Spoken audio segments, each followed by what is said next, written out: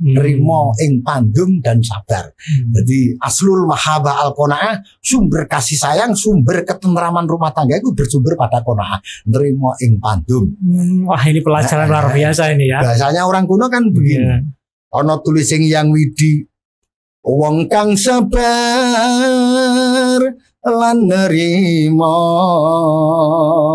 ginanjar dawa umuri suke kadang kelawan mitra kinajeng sesama lamun lara wong iku gampang gune antuk tombo.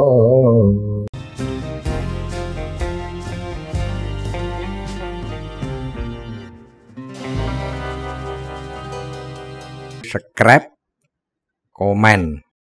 Loro telu papat cerak podcast bersama saya sudah ada Pak Khidir. Ini tahun baru, kita akan menyambut tahun baru ini, memberkahi tahun baru ini dengan ngobrol tentang Wali Songo bersama Pak Khidir. Ya Pak, terima kasih Pak telah membuka tahun ini dengan obrolan yang mungkin bermanfaat untuk pemirsa semua di rumah begitu Pak ya.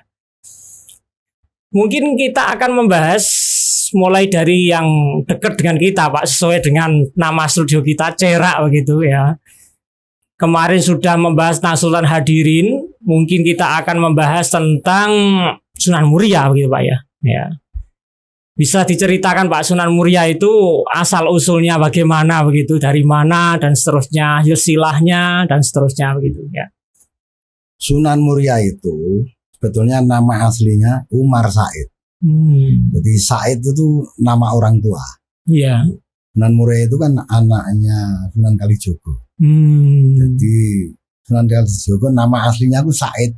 Cuma dulu orang Jawa kon muni Said itu angel, misalnya Sahid. Maka sampai sekarang terkenal Raden Sahid. Tapi dulunya Said. Jadi Umar Said itu nama orang tua. Nah, beliau termasuk salah satu wali songo yang termuda. Iya. Ibunya Dewi Saroh. Dewi Saroh itu anaknya Maulana Ishaq. Oh, masih saudara ya. Waktu berdirinya Masjid Agung itu ketika Umar Said berusia 17 tahun kurang lebih. Ya. Beliau ditunjuk sebagai muadzin.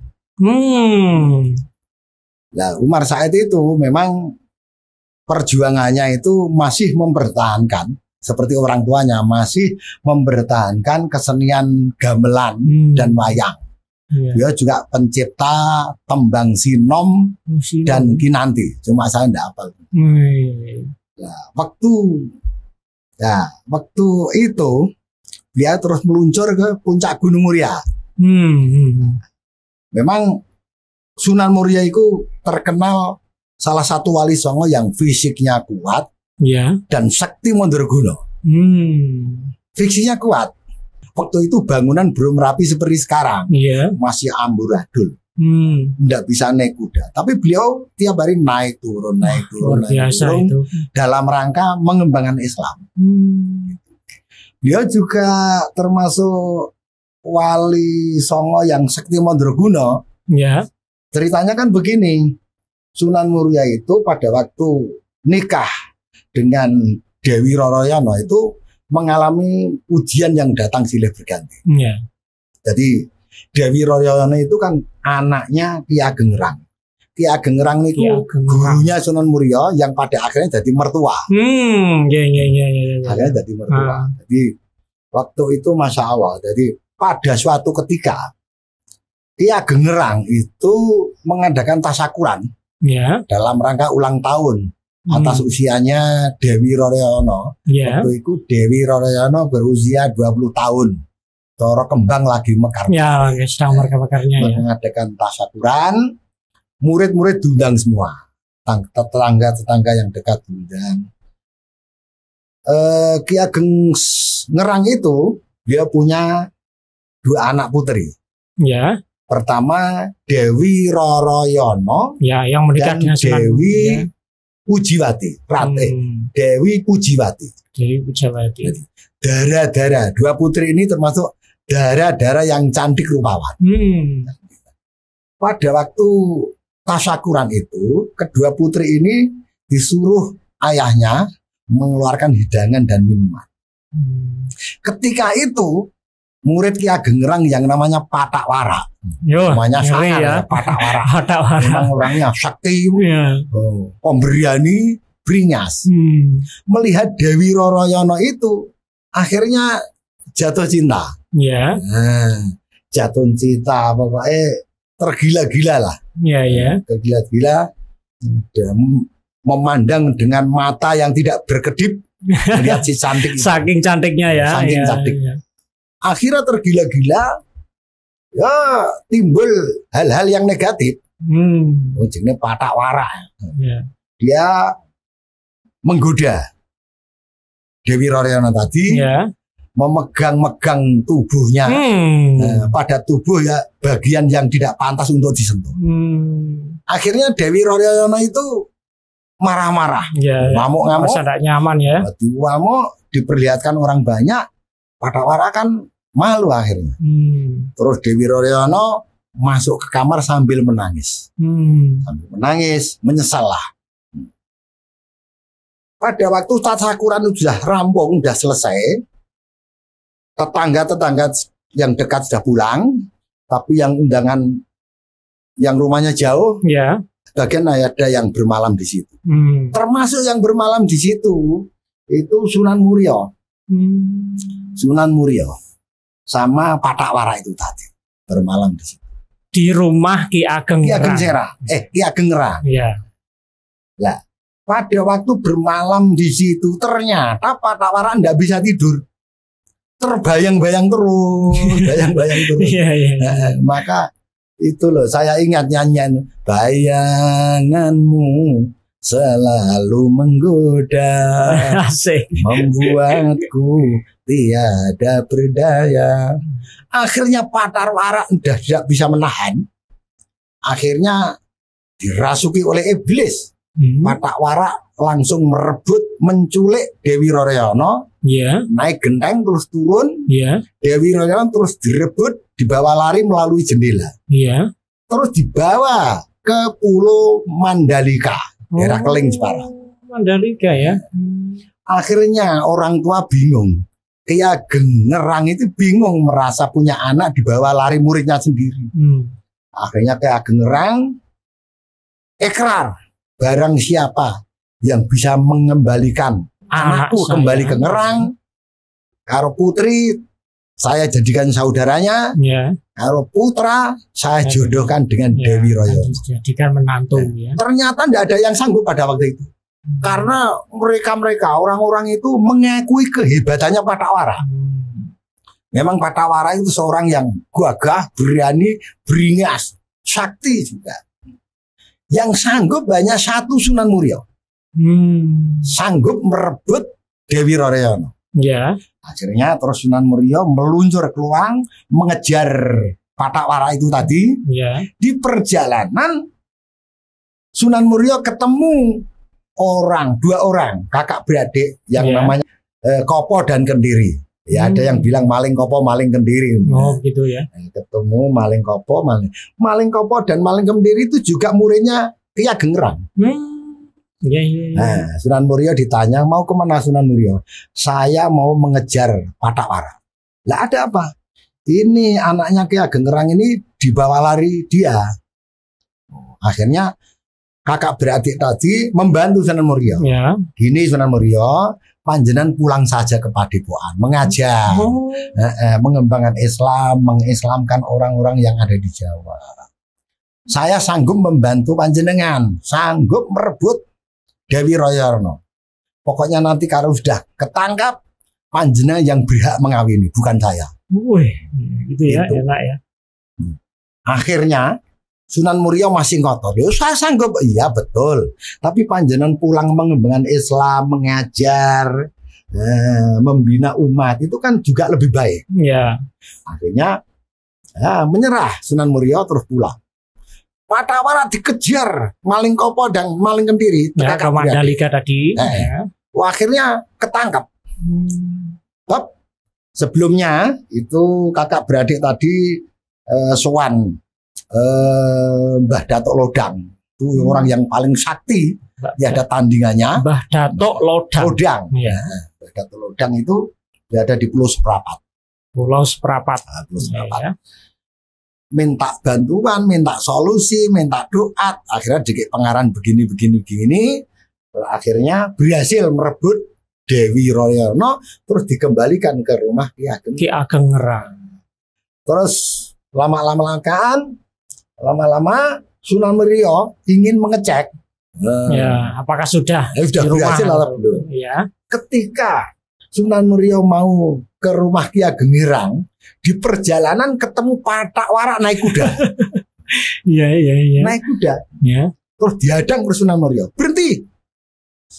Terus Patak Warak bilang, ada apa? Minggir, jangan menghalangi saya. Ya. Saya mau tanya, Dewi Royono di mana? Goblok kamu, Dewi Royono sudah dibawa maling Kopo dan maling Kendiri. Nah, terus mau kemana? Akan saya rebut kembali.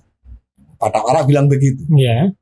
Kalau kamu ingin merebut Dewi Royono, kata Sunan Muria, ya, langkai mayat saya. Wah, tantang gitu ya. Akhirnya Patak Warak tadi turun dari punggung kuda. Ya. Terus mulai pasang jurus-jurus cakar harimau.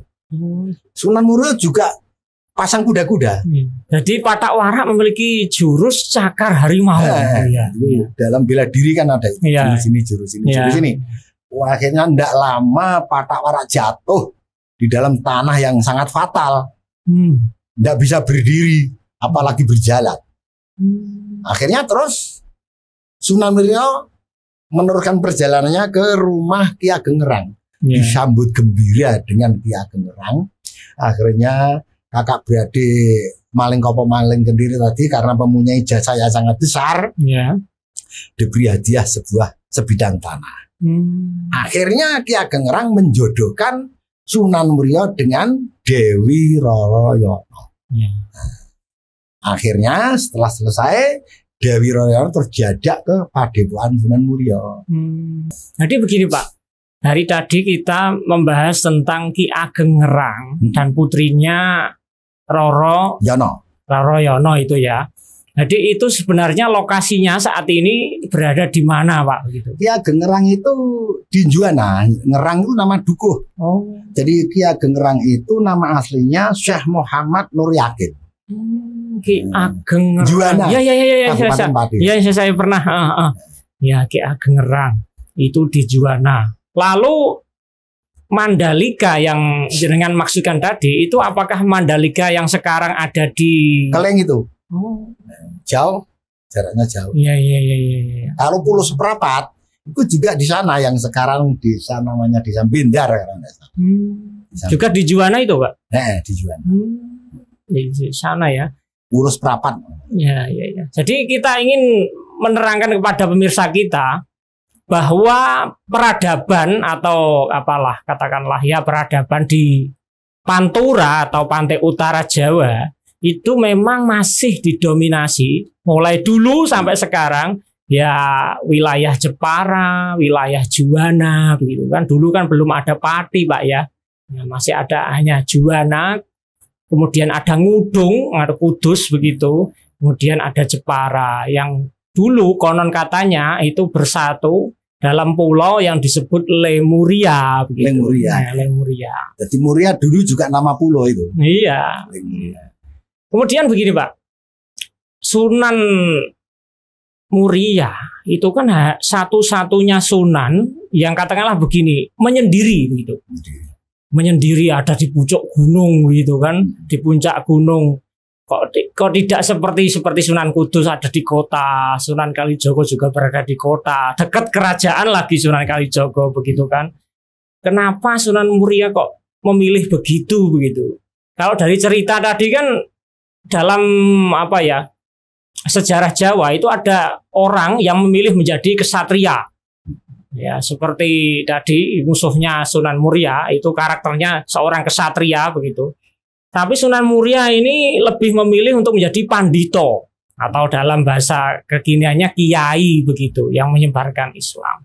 Tadi saya kembali pertanyaan, kenapa Sunan Muria itu kok memilih tempat yang seperti itu? Apakah Sunan Muria itu memiliki lakon tertentu begitu, atau katakanlah olah spiritual tasawuf tertentu yang tidak ingin berada di keramaian dan seterusnya begitu ya. Itu gini ya, dia itu hampir seperti ayahnya.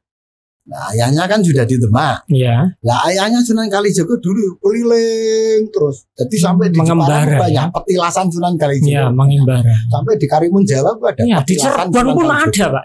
Di Cirebon itu ada. Ya. Jadi Sunan Kalijaga itu terus keliling. Nah, Sunan Muria juga begitu. Sama dengan ayahnya.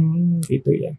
Jadi begini, Sunan Muria karena memilih Pandito begitu, ini menginspirasi istilahnya apa ya, kaum milenial sekarang gitu, anak-anak muda sekarang, bahwa ada seseorang yang menjadi hebat begitu karena dia memilih jalan untuk menjadi Pandito, ya, atau menjadi kiai dan seterusnya.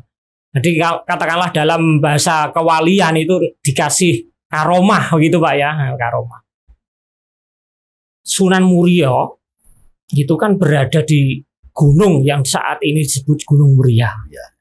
Gunung Muria itu juga ada tokoh yang sangat kuno gitu, namanya Eyang Abiyasa.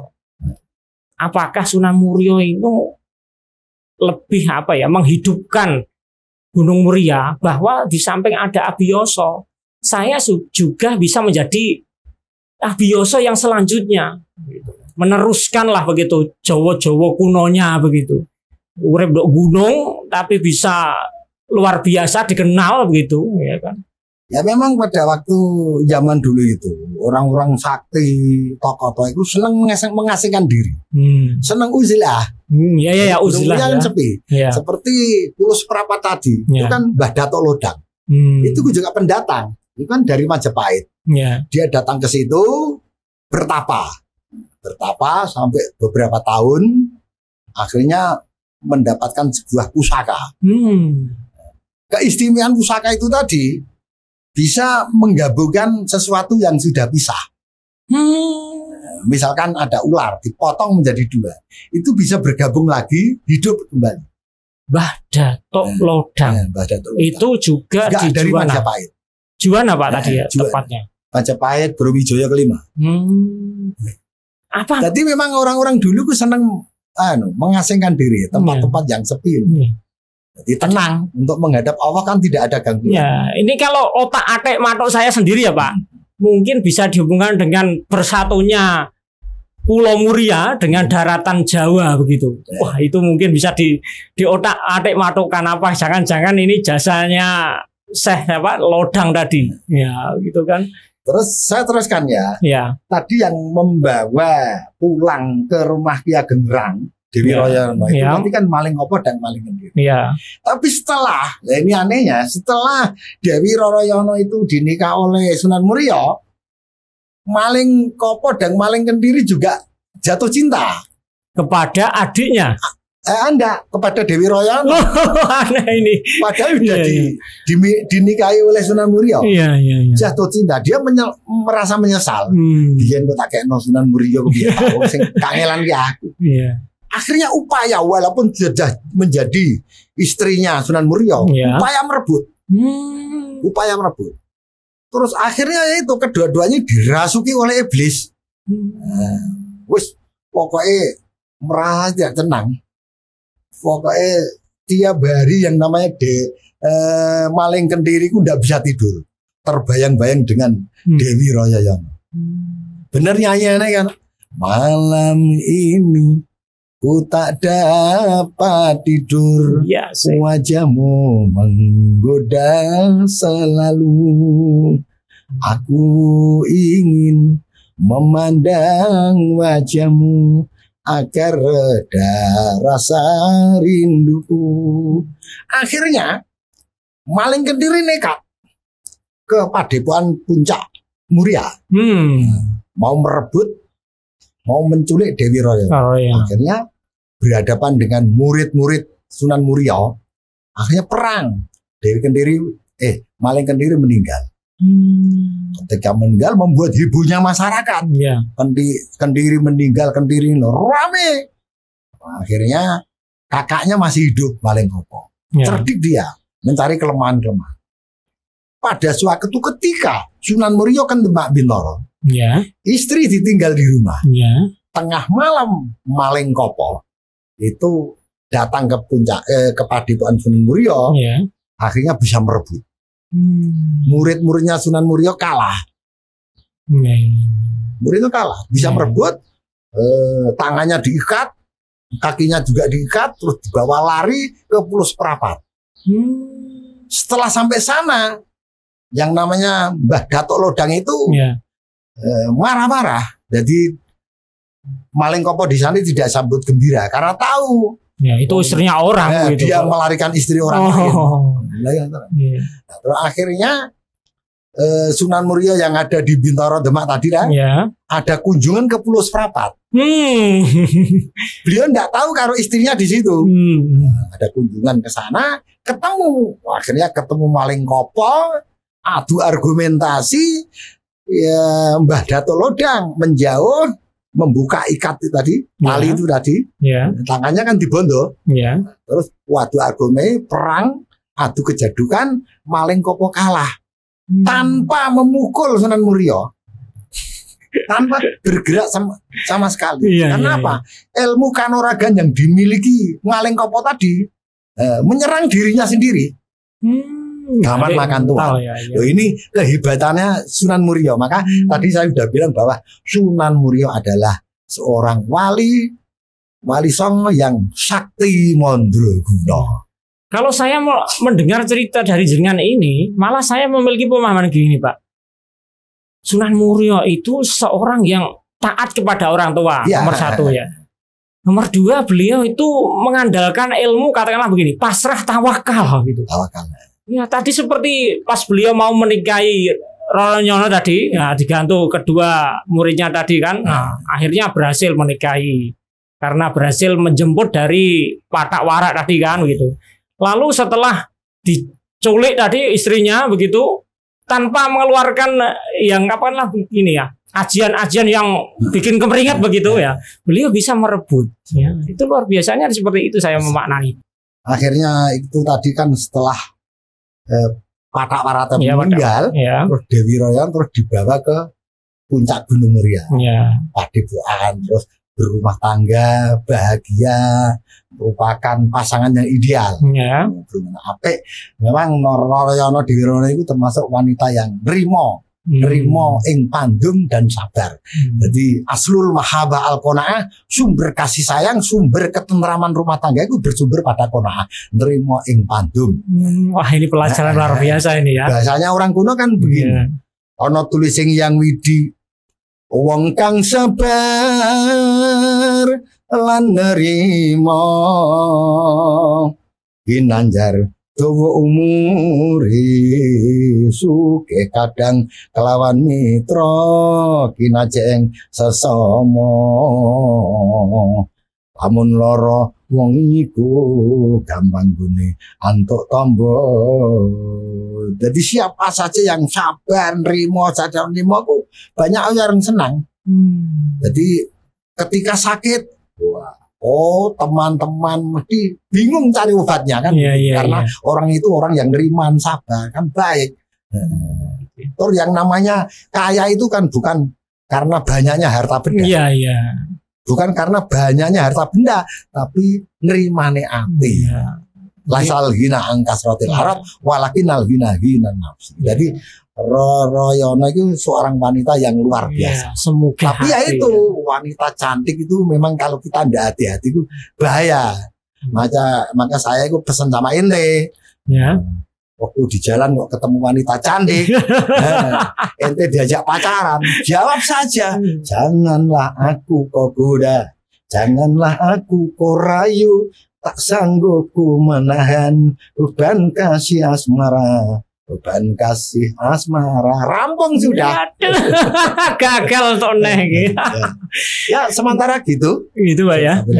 Terima kasih Pak Khidir telah setia hadir di sini kembali di secara ofisial begitu. Terima kasih ya pemirsa yang setia pada Pak Khidir. Pak Khidir ini masih setia bersama kita kapanpun kita ingin berbicara dengan beliau karena masih banyak ilmu-ilmu yang ingin kita dapatkan. kita kita pelajari dari Pak Khidir ini yang luar biasa ini, gitu Pak. Subscribe, komen, matur nuwun atas bantuanipun.